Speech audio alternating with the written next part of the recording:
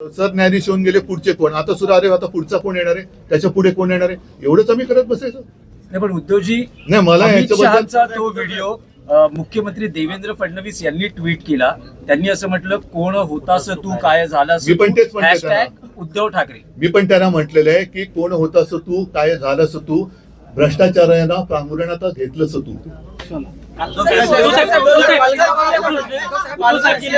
ग्रामपंचायतीमध्ये गुजरात राज्याने घुसखोरी केलेली आहे. सीमावाद तिथे देखील चिघळ आहे. गुजरात महाराष्ट्र सीमावाद हा अमित शहाचा मी जे बोललो ना ॲनाकोंडा, हा ॲनाकोंडा आता मुंबई गिळायच्या दिशेने वाटचाल करायला लागलेला आहे. आणि त्यांनी एक पाऊल पुढे टाकून माझ्या महाराष्ट्राच्या राज्यातल्या गावांवरती जसं अरुणाचलवरती चीन हक्क सांगतोय, तसं गुजरात हा माझ्या महाराष्ट्राच्या खेड्यांवरती हक्क सांगतोय.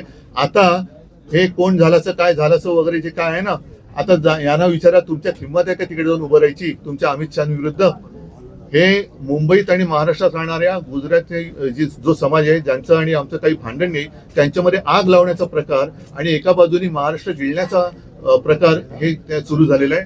मुंबईतले अनेक उद्योगधंदे यांनी गुजरातला नेले, महाराष्ट्रातले नेले आणि त्याचबरोबरीने आता हे मुंबई बळकावण्याच्या दिशेने वाटचाल करायला लागलेले आहेत. आम्ही तर हा प्रयत्न हाणून पाडल्याशिवाय राहणार नाही. सरकार काय करेल न करेल आम्हाला त्याची काय पडलेली नाहीये आणि या सरकारकडनं धाडसाची तर काय आम्हाला अपेक्षा नाही.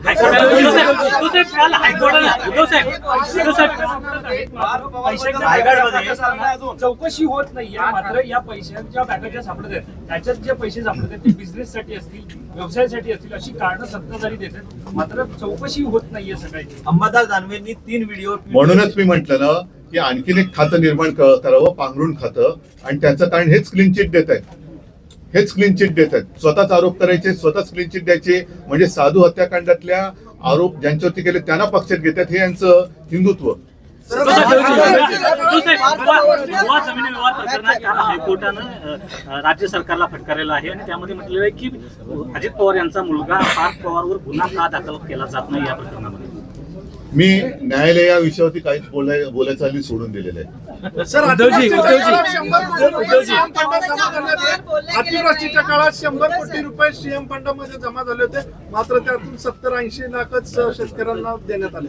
काय 75,000च शेतकऱ्यांना वाटप करण्यात आलं. अतिवृष्टीच्या काळात 100 कोटी. ठीक आहे, तुम्ही शेतकऱ्यात जाऊन त्यांना म्हणून मी पण येतो, तुम्ही पण या, आणि शेतकरी कोणाला प्रेमाने मिठी मारतो ते शेतकऱ्याला कळू दे. या अधिवेशनामध्ये कुठलेही डिक्लेअर केले नाही. सोयाबीन आणि कापसाला भाव शेतकऱ्यांना हे देण्यात येत नाही असंही त्यांनी म्हणजे बोललेलं नाही. एवढ्या मोठ्या अधिवेशनामध्ये नागपूरला अधिवेशन होते. आणि दुसरं, महागाई आणि बेरोजगारी भरपूर आहे. ते महागाई सुद्धा वाढत चालली आणि बेरोजगार आहे तसंच आहे. तर यावर आपलं काय म्हणणं? याच विषयावरती त्यांना चर्चा टाळायची आणि म्हणून ते वेडेवाकडे आरोप करतायत की जेणेकरून तुमच्या सगळ्यांची म्हणजे आपल्या सगळ्यांची दिशाभूल व्हावी आणि कुठेतरी धार्मिक तेढ निर्माण करायची. म्हणजे तुम्ही भांडत राहा, आम्ही आमचं राज्य करत राहतो, आम्ही आमचं जे काय आहे भ्रष्टाचार सुरू आहे, शांत बसा भ्रष्टाचार सुरू आहे, असं नवीन नाटक ते लिहितील. आता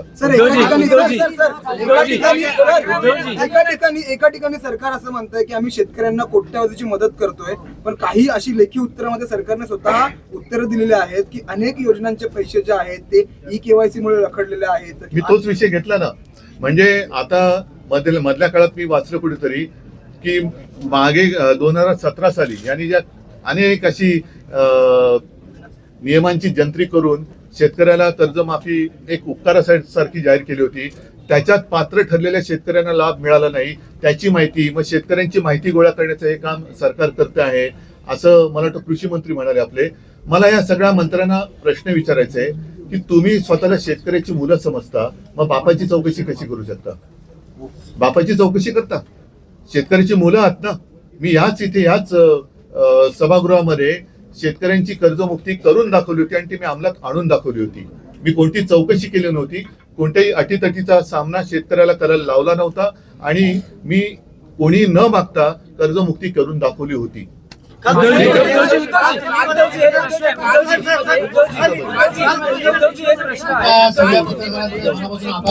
आणि शिवसेनेचे विधानसभेच्या सगळ्या आमदार माननीय पक्षप्रमुख उद्धवजी ठाकरे साहेब रविचंद्र संध्याकाळी 7 वाजता भेटतील आमदारांना, फक्त आमदार आणि पत्रकारांसाठी अल्पप्रहाराची व्यवस्था केली आहे.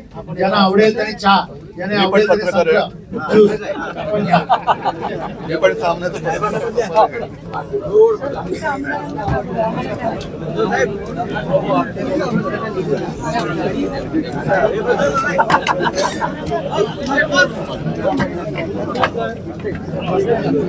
काय निघाले?